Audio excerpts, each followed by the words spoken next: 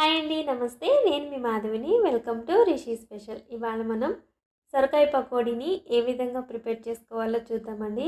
ఇలా కనుక చేసిచ్చారంటే పిల్లలు చాలా ఇష్టంగా తింటారండి. ఈవినింగ్ టైంలో స్కూల్ నుంచి రాగానే ఈజీగా ఒక 10 నిమిషాల్లో మీరు ప్రిపేర్ చేసి ఇచ్చనమాట. అంత సులువుగా టేస్టీగా ఉంటుంది. సో ఫస్ట్ టైం కనుక నా వీడియోస్ చూస్తున్నట్టయితే ఖచ్చితంగా లైక్ చేసి మీ కామెంట్స్ అనేవి నాకు తెలియజేయండి. ఇలాంటి మరిన్ని రెసిపీస్ కోసం రిషి స్పెషల్ ఛానల్ని సబ్స్క్రైబ్ చేసుకోండి. ఇప్పుడు లేట్ చేయకుండా వీడియోలోకి వెళ్ళిపోదాము. ముందుగా నేను ఇక్కడ ఒక 1/2 kg దాకా సొరకాయని తీసుకున్నానండి. ఇది కాస్త లేతగా ఉండే సొరకాయని తీసుకున్నాను. ఇప్పుడు ఈ పైన పార్ట్ని ఫిలప్ చేసుకొని తీసుకోవాలి. ఇలా తీసుకున్న తర్వాత దీన్ని కట్ చేసుకొని మధ్యలో ఉండే గింజల్ని మొత్తం మనం తీసేసుకోవాలండి. గింజలు అనేవి లేకుండా ఈ విధంగా చాకుతో కట్ చేసుకొని మొత్తం తీసేసుకోవాలి. ఇక్కడ నేను పూర్తిగా ఈ విధంగా రిమూవ్ చేసిన తర్వాత చూపిస్తున్నాను. చూసారు కదా, కొబ్బరి తురుముకునే గ్రేటర్తో మనం ఈ సొరకాయని బాగా తురిమి తీసుకోవాలి.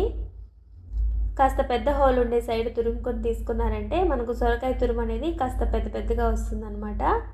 సో సొరకాయ తురుము మొత్తం ఈ విధంగా తురిమి తీసుకోవాలి. ఇప్పుడు దీన్ని పక్కన పెట్టుకుందాము. ఇప్పుడు ఒక మిక్సీ జార్ తీసుకొని ఇందులోకి 2 కప్పుల దాకా పుట్నాలను యాడ్ చేసుకుంటున్నానండి. వీటిని ఫైన్గా గ్రైండ్ చేసుకొని తీసుకోవాలి. ఎక్కడ పలుకు అనేది లేకుండా గ్రైండ్ చేసుకోవాలండి.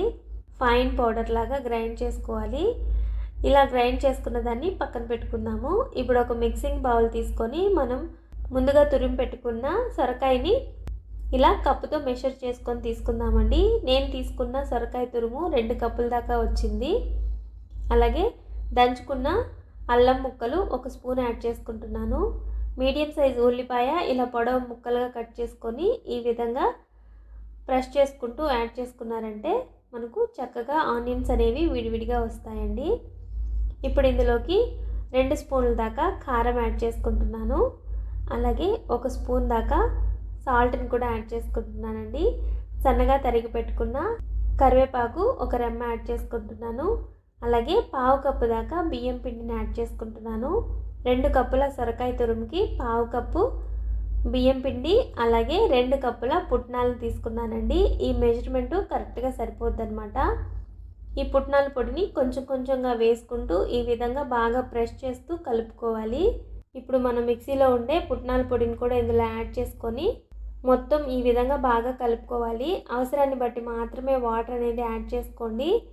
నాకైతే కాస్త పిండి కాస్త గట్టిగా ఉంది కాబట్టి నేను ఒక 2 స్పూన్ల దాకా వాటర్ని యాడ్ చేసుకుంటూ పిండిని ఈ విధంగా కలుపుకొని తీసుకున్నానండి. ఇప్పుడు దీన్ని పక్కన పెట్టుకుందాము. ఇప్పుడు స్టవ్ ఆన్ చేసుకొని స్టవ్ పైన డీప్ ఫ్రైకి సరిపడా ఆయిల్ హీట్ చేసుకున్నాను.